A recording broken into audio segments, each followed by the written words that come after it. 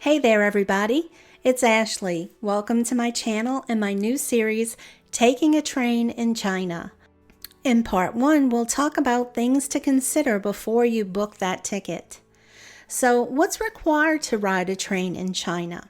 Well, if you're from Taiwan, Hong Kong, or Macau, you'll need a mainland travel permit. But if you're from a foreign country, you will simply need your passport. So you have your permit or passport. Now what? First, you need to decide how you will purchase your tickets. Here are your 5 options. At the train station, at a ticket office, such places can be found around most cities, on China Railway's official website, by telephone, or through a travel agency. I will tell you a little bit more about each of these options as the video progresses. If at all possible, I suggest avoiding the train station like the plague. The lines are often quite long and the experience is best described as hectic. If you plan to travel during a Chinese holiday, the experience will be even worse. Yes, there are far better ticket buying options available to you. Also, don't get excited thinking you will save time when you see all those automated ticket machines everywhere. They only accept Chinese identification, so as a foreigner, you are stuck in the line. But if you're a courageous soul who is willing to brave a Chinese train station to buy your tickets, make sure that you have everyone in your group's passports. You won't be allowed to buy tickets for your friends and family using your own passport. This seems like a good place to also mention that you might only be able to buy a one-way ticket. Buying return tickets is not always possible at your departure station. You may have to wait until you arrive at your destination. Also, be sure to check the ticket fares before heading out so that you can prepare the needed cash to cover your tickets. Unfortunately, Chinese train stations don't accept foreign credit cards. Later in the series, I'll teach you how to ask which ticket window has English service, and perhaps you might get lucky, but it's best to prepare ahead for a possible language barrier. The one thing you can do is search for train information in advance. Write it in Chinese and have it available to show the ticketing staff exactly what you want. Include your travel date, train number, and seat class. We'll discuss seat classes a little later on in the video. Of course, when you do your research, you will already know where and when you want to travel, but there are other decisions and considerations you should make. Let's talk about them. And if I get long-winded between each number, you can use the timestamps below to jump around the video. Number 1, where you will depart from. It's important to know that most cities in China have more than one train station. In Beijing, for example, there are 5. So make sure you plan well to ensure you choose the best station for your needs and then arrive at the correct station later. Number 2, alternative dates and routes. You can avoid major disappointment by having a plan B in mind. Decide on alternate travel dates and routes ahead of time in case your preferred date or route sells out. Popular routes often do, especially during peak season or around Chinese holidays. One option you have to try and avoid sellouts is to buy your tickets as far in advance as possible. Train stations and ticket offices sell tickets up to 28 days before departure. Online and telephone sales begin up to 30 days before departure. I hope you noticed that I said up to such and such of days. This is because depending on the train type and whether it is an overnight trip, the pre-sales window may be even smaller. If you're not already planning to use a travel agency, what I'm about to say may sway you. First of all, more often than not, you can avoid language barriers. Travel agencies, by their very nature, are designed for the international public. But there's a far better reason to consider a travel agent. Many agencies accept train bookings months ahead and then handle purchasing your tickets for you when reservations open up. If you plan to use a travel agent, be sure to take advantage of this if it's available. Number 3, where will you pick up your tickets?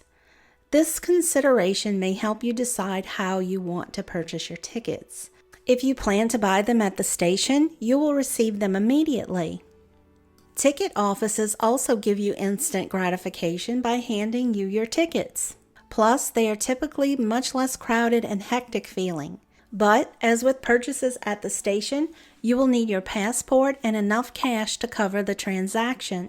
It's also a good idea to prepare for a possible language barrier. If you plan to use China Railway's official website, which I'll link below, you'll need to collect your tickets from the ticket counter of the train station. It's important that I mention here that using the official website will only be possible if you are Chinese or have a Chinese friend that's willing to assist you. This is not only because the website is presented entirely in Chinese, but a Chinese credit card and phone number are also necessary. If you're all set with your Chinese credit card and phone number and want to use the official site, you may want to check out the excellent blog post I found with step-by-step instructions to help you complete your purchase. I'll put a link to it in the description below.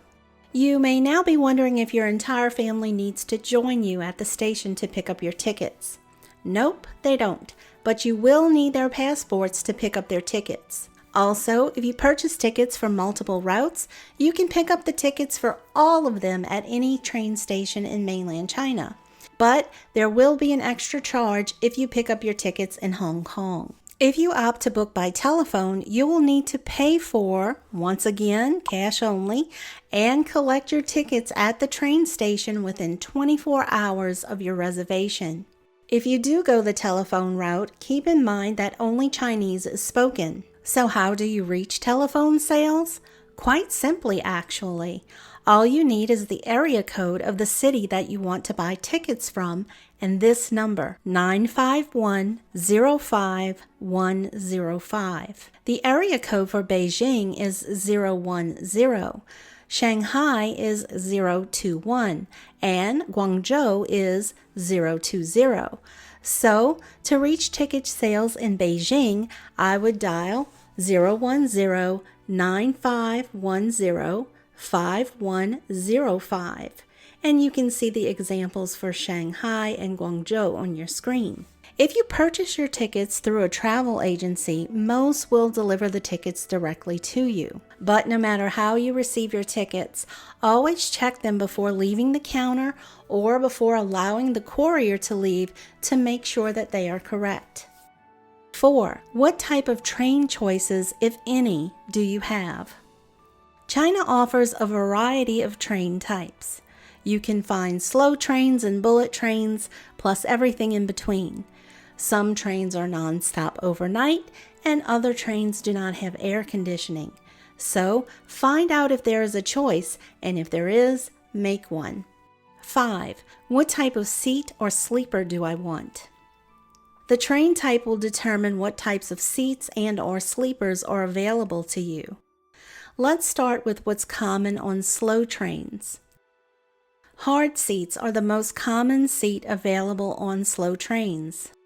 Many trains also offer hard and soft sleepers. Hard sleepers are the cheaper of the two options. You also have price considerations when choosing the level of your bunk. The top bunk is the cheapest option and the bottom the most expensive. Like its name suggests, the middle bunk is priced somewhere in the middle of the top and bottom bunks. If you're traveling for a long distance on a slow train, I recommend that you opt for a sleeper. If you spend hours and hours in a hard seat, you will likely regret it. Earlier, we talked about your desired date and route selling out. Well, if you want a sleeper, that is another reason to book early. Sleepers sell out more quickly than hard seats. If all of the seats and sleepers sell out but you are desperate to get on that particular train, you can consider a standing room ticket. This type of ticket is offered only once all other available seating is sold out. It allows you to stand along the aisle or at the end of a hard seat carriage. Unfortunately, though, these tickets are the same price as hard seats. There's no discount for the fact that you have to stand. I must say, if I were you, I would only consider this if my route was relatively short. Let's move on to bullet trains. Bullet trains offer first-class seating with 4 seats in each row and second-class seating with 5 seats in each row. Although second class is the cheaper option, the sitting area reflects that by adding that extra seat in the available space. Superior class seating is a bit hit or miss because not all trains offer this type of seat.